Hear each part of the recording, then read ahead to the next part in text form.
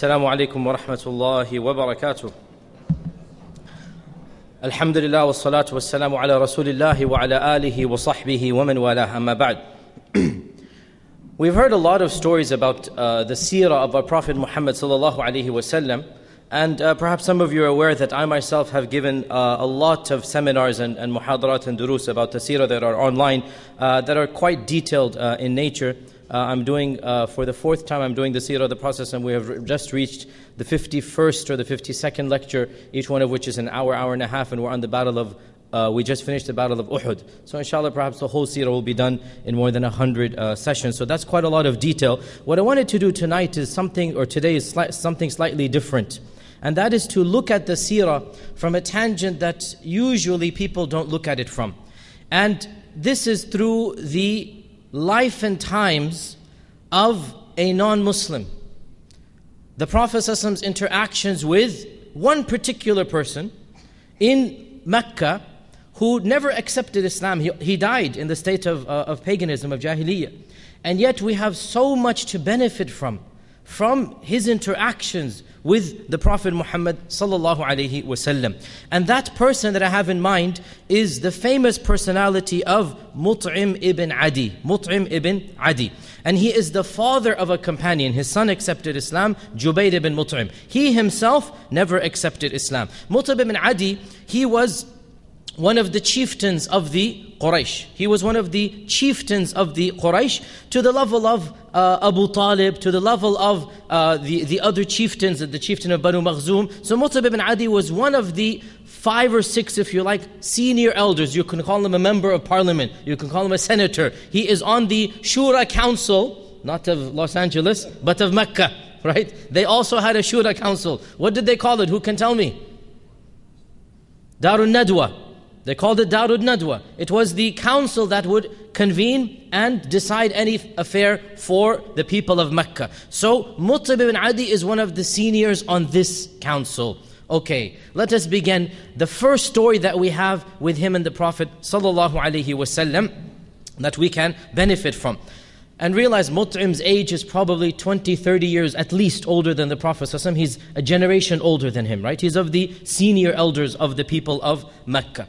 One of the first common interactions that took place was in the month of Dhul Qa'dah, 20 years before the wahi began, when the Prophet ﷺ was 20 years old. He was a young and up-and-coming man. What happened was, a certain Arab from the tribe of Zubayd, and the tribe of Zubayd was from Yemen, and they considered them to be an inferior tribe. You know, the Quraysh, they had a racist mentality. They're the elite, everybody else is inferior. So a certain Arab from what they perceived to be an inferior tribe, he came to Mecca and he sold some goods before Hajj. And he sold them to one of the seniors of the Banu Hashim, the Quraysh. And this Qurashi, he said, you know, come back to me after Hajj, I'll pay you the money. I don't have money now, just come back to me. After 2-3 weeks, I'll give you the money. So after Hajj, he came back and he said, can you give me my money now? I gave you the goods. He said, yeah, you know, I still have some debts, come back next week. Waited a week, he came back the next week, you know, come back tomorrow. And thus began a series of the come back, and he realized, this guy's never going to give me my money back. This Qurashi is never going to give me my money back. So he went knocking on the doors of other members of Mecca. Can you please help me? Remember, Mecca is Jahiliyyah. There is no government. There is no court of law. You can't call 911. There is no police, right? It is a survival of the fittest. It's a survival. The strong devours the weak. What did Ja'far ibn Abi Talib say to the king of Abyssinia? The strong devour the weak. Al-Qawiyyu minna ya'kul al-da'if. The one who has the power will simply use that power against the one who doesn't. So this Qurashi knows nobody can force him to pay to this guy from Zubayd. Who cares? I'm the Qurashi. Who's going to come knocking on my door demanding payment? Right? So this poor man, businessman, went knocking door to door. Every person says, I'm sorry, that person, he's senior. I can't get involved. Tough luck. I really can't do anything. Not having anything else to do, this poor tribesman, this businessman, did what the only last resort was, and that is write scathing poetry. This is propaganda. This is now a manner of insulting the Quraysh. He wrote very beautiful lines of poetry, very powerful lines of poetry, and he recited them in front of all of the Hujjaj in front of the Kaaba. He came in front of the Kaaba. This is their general petitioning place, right? And the Ibn Hisham records these lines of poetry. It's very beautiful, by the way. Translations of which, for example, phrases goes that, "O people of Quraysh, why do you consider yourselves noble just because you live next to the Kaaba? True nobility is in one's manners and not in one's ancestry." So he has some really beautiful lines there, right? You guys consider yourselves all high and mighty. You can't even pay a businessman his wages or his merchandise just because you are Qurashi, and you're going to flout that. What type of honor is that? There's no izzah in that. So he wrote a scathing poem, and the Hujjaj were impressed with it, and they're going to spread it all across Arabia now. So this is now smearing against the Quraysh. The Prophet ﷺ's senior uncle, said, "We cannot take this. This is not going to happen again." And so he was the one who brought together all of the people of Darun Nadwa, including Mut'im ibn Adi, and for the first time, our Prophet ﷺ is asked to participate as well. Now he's 20 years old. At the age of 20, you don't become an MP. At the age of 20, you're not a senator. At the age of 20, you do not participate in Darun Nadwa. This is for the seniors. But our Prophet ﷺ, he is not a typical 20-year-old man, is he? Right? So they sense this in him, and he becomes the youngest person to be admitted to the Darun Nadwa. The youngest person to be admitted to the Darun Nadwa. And in this Darun Nadwa, what do? They decide to enact for the first time, some type of equivalent of a Magna Carta, if you like, right? The first parliament or the first constitution. And what does that say? It says, it doesn't matter who does wrong to whom. Wrong is wrong, injustice is injustice, dhulm is dhulm. This is the beginnings of law. Nobody's above the law, right? And this is called, what is this treaty called? Everybody should know this, by the way. Basic seerah. What is this treaty called? Louder. Hilf al-Fudul. Why is it called Hilf al-Fudul? Because when they enacted this treaty and the news reached this senior businessman of Quraysh, who was the one not paying the money, right? He became irritated. And he said, "What business is it of theirs to interfere in my business? هَذَا أَمْرٌ فُضُولِي. This is none of their business." So it was called Hilf al-Fudul. Because he's the Amr Fuduli. This is a matter that, I think even in Urdu, you Fuzuli baat hai, right? Don't we say this, right? Even in Urdu, we still have the same thing, right? So this Hilf al-Fudul comes from there, right? That issue of, what business is it of theirs? It's my business. I'm not doing anything, that they should interfere with. So this is one of the interpretations of why it's called Hilf al-Fudul. There's other interpretations as well. The point being that this was the very first, if you like, constitution. The very first, if you like, agreement that the Quraysh had. Our Prophet ﷺ was the youngest signatory. And of course he didn't sign his name. None of them signed their names. They can't read and write. How do they sign? So they all went in front of the Kaaba to declare this treaty. And the way that they would sign is they would dip their hands in perfume, and then simultaneously all the hands would rub one area of the Kaaba between the Rukun and the Maqam. And that's why it's also called Hilf al-Mutayyabin, or the Hilf of those who dip their hands in the perfume. Jar of perfume, everybody dips their hand. This is your signing X on the dotted line. That's how they would do it. In public, in front of the Kaaba, all of them did this. So that's why it's also called Hilf al-Mutayyabin. Our Prophet ﷺ, more than 40 years after this incident, more than 40 years later, as a much older man in Mecca, he remembers with pride his participation in Hilf al-Fudul. And he said, I was amongst the people who witnessed this Hilf al-Fudul in the large house of Abdullah bin Jud'an. Abdullah bin Jud'an was one of the uncles of Aisha. He had a large house that had a veranda. That's where the Darun Nadwa will usually meet, this large area he would have. That's where they typically had the Darun Nadwa. He said, I was there at that time. And I was in that room, and I participated in that treaty. Then he said, and were I to be called, even now in Islam, to uphold that treaty, I would be the first to respond to that call. And I would not give up my place in that room, meaning to be there, for a herd of red camels in our terms for $1 million. You could give me $1 million and I would not substitute my place in that room. What do we learn? This hadith is in Bukhari. What do we learn from this? Our Prophet ﷺ was proud to have participated in a pact or a treaty that has, listen to this now carefully, nothing to do with the theology of Islam per se. In fact, it's not even an Islamic treaty. There are no Muslims sitting in the room. It is a societal pact. It is a constitution that deals with social order, that deals with communal justice. And our Prophet Muhammad ﷺ is so proud to have participated that he's basically boasting about, I was there, I was in that room. You could give me $1,000, $1 million.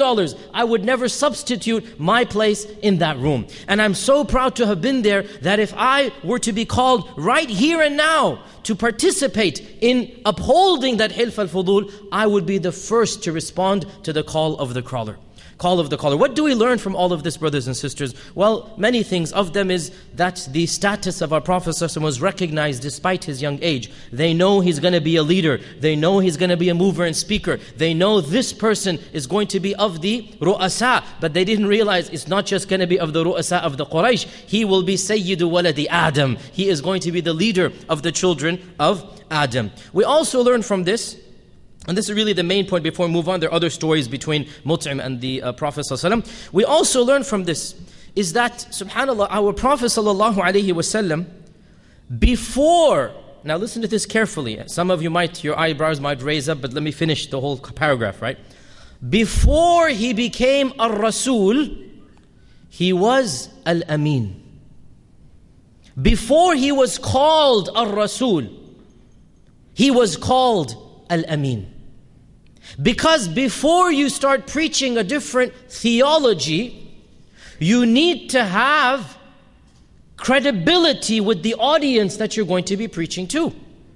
And the only way to have credibility, to have social credibility, is to be a part and parcel of the society that you are living in. In other words, our Prophet ﷺ could not preach a new theology when the people are not prepared to accept him as a genuine person who cares about their society. Until you care about your own society, until you show and demonstrate that you are a part and parcel of the community you live in, what right do you have to come preach to a group of people that you have nothing to do with? Our Prophet ﷺ established his social credibility by being somebody who is known for upholding truth, for standing for justice, for taking care of every issue dealing with society's problems. Remember when the wahi first came down and he went trembling to Khadija, Zammiluni, Zammiluni, Ya ayyuhal muddathir. What did Khadija tell him? Sahih Bukhari tells us that La wallahi la yukhzik Allahu abada. No, by Allah, Allah will never humiliate you by causing you to go senile or mad that you're seeing visions. This is not a vision. La yukhzik Allahu abada. Allah will not mislead you. This is real. You're seeing something real. Why? What did Khadija say? Look at the description she's giving to the Prophet ﷺ before one verse of the Quran is revealed, before any wahi comes. How does his wife recognize him? إِنَّكَ لَتَصِلُ الرَّحِمِ وَتَكْلَأُ الْكَلَى وَتُعِينُ عَلَى نَوَائِبِ الْحَقِّ. You are the one who takes care of the poor, feeds the orphan, takes care of your relatives. You are in charge of every single problem of society. You deal with it.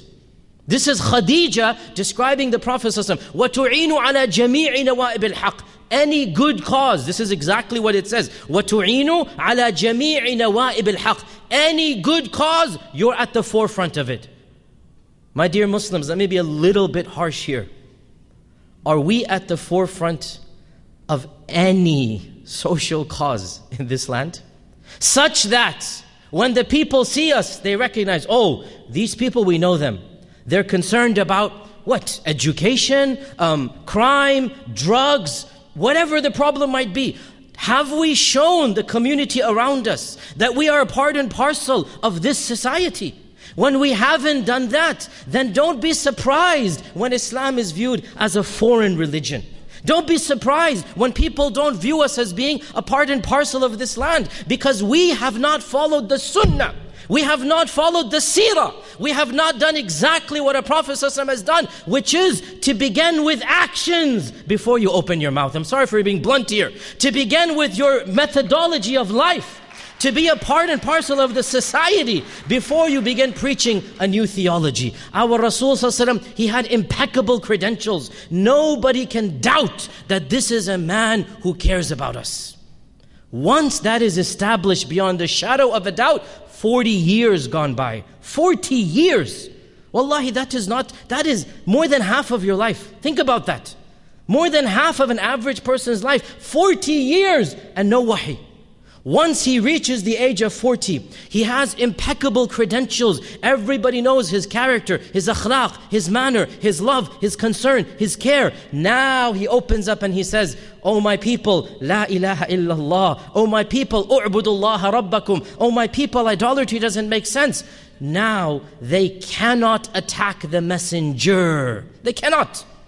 And that is why even when some of them did, the other Quraysh said, "Come on, we know he's not crazy. We know he's not a liar. We know." They defended themselves against their own attacks. Look, because our Prophet ﷺ had established that basic social credibility. And frankly, my dear brothers and sisters, in my humble opinion, this is not one of the biggest problems. This is our biggest problem as a community in North America. That da'wah for us has become restricted to causes that we deem, quote unquote, purely Islamic.